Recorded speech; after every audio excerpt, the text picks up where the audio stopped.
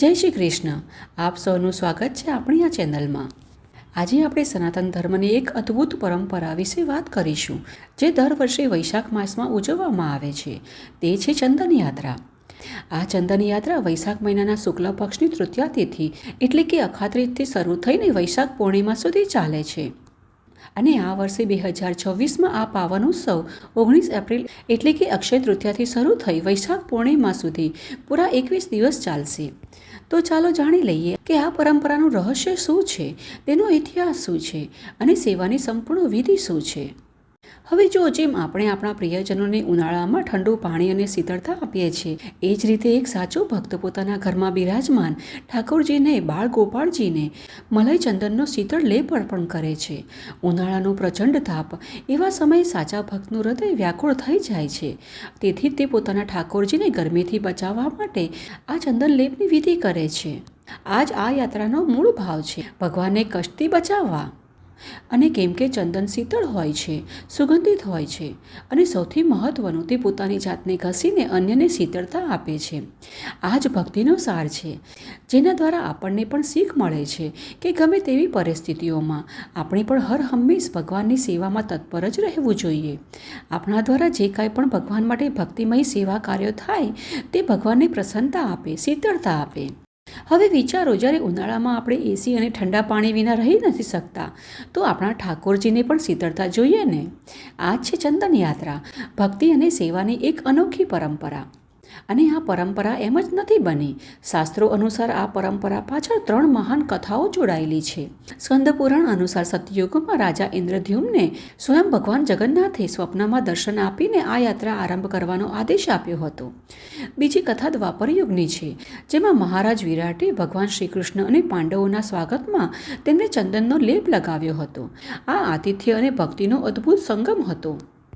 અને ત્રીજી કથા ચૈતન્ય મહાપ્રભુજીનો કાળ છે, જેમાં સંત માધવેન્દ્ર પુરીની ભક્તિથી પ્રસન્ન થઈ ભગવાન ગોપાળે તેમને જગન્નાથપુરીથી ચંદન લાવીને પોતાના વિગ્રહ પર લગાવવાનો આદેશ આપ્યો હતો।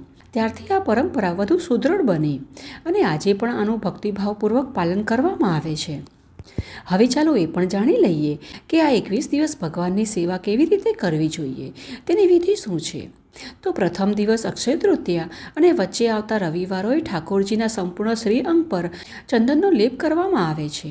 બાકીના દિવસોમાં મુખ્યત્વે મસ્તક અને ચરણ પર લેપ લગાવાય છે।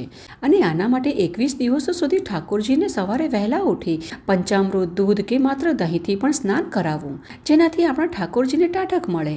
ત્યાર પછી આખા શરીર પર તેમને ચંદનનો લેપ લગાવવો જોઈએ।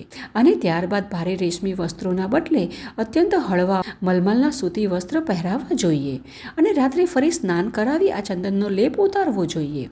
આ રીતે 21 દિવસ ભગવાનની સેવા કરવામાં આવે છે।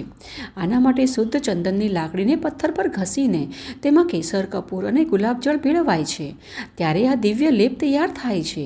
અને હા, આવી તપતી ગરમીમાં ભગવાનને તાજા ફળોનો રસ, પન્ના, સત્તુ, કાકડી, તરબૂચ અને દહીં મિશ્રી અર્પણ કરવો જોઈએ। તેમજ માટીના નવા ઘડામાં કે નાની માટલીમાં ભગવાન માટે શીતળ જળ ભરીને રાખવું।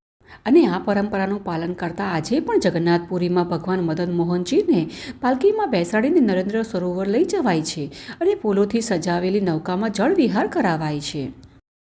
તો ચાલો કાલની અક્ષય તૃતીયાના પાવન દિવસથી આ ચંદન યાત્રાનું આપણે પણ સૌ મળી શરૂઆત કરીએ અને ભગવાનને પ્રસન્ન કરવા માટે, શીતળતા આપવા માટે તેમને ચંદન લેપ કરીએ।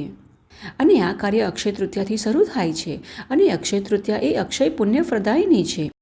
આ દિવસે જે કાંઈ પણ કાર્ય કરવામાં આવે છે, તે અક્ષય પુણ્ય પ્રદાયની બની જાય છે। તેથી જ અક્ષય તૃતીયાના દિવસે તો અવશ્ય ભગવાનને ચંદન લેપ કરવો, તેમની સેવા પૂજા કરવી। તો અમને આશા છે કે અમારા દ્વારા આપવામાં આવેલી આ માહિતી તમને સારી લાગી હશે। અને જો તમને આ માહિતી થોડી પણ ઉપયોગી લાગે તો લાઈક કરજો અને તમારા મિત્ર અને પરિવારમાં પણ શેર કરજો, જેથી કરી તેઓ પણ આ માહિતી દ્વારા ભગવાનના શ્રી વિગ્રહ પર ચંદન લેપ કરી તેમને ટાઢક આપી શકે, તેમને પ્રસન્ન કરી શકે। અને સાથે જ આવી જ વૈદિક અને પ્રમાણભૂત માહિતીઓ પ્રાપ્ત કરવા માટે આ ચેનલને સબસ્ક્રાઈબ પણ કરી લેજો અને નીચે બતાવેલા બેલ આઇકનને પણ પ્રેસ કરીને રાખજો, જેથી કરી અમારા દ્વારા આવનારી આવી જ વૈદિક અને પ્રમાણભૂત માહિતીઓ તમારા સુધી સરળતાથી પહોંચી શકે। જય શ્રી કૃષ્ણ।